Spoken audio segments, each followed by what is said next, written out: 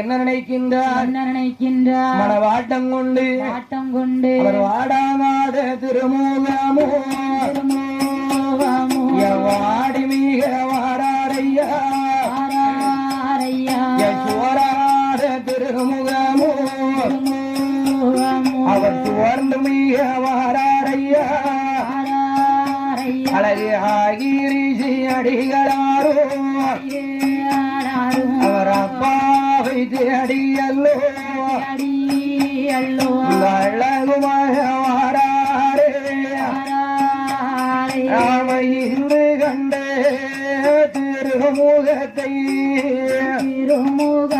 இன்று கண்டே திருமுகத்தை ஐயா என்று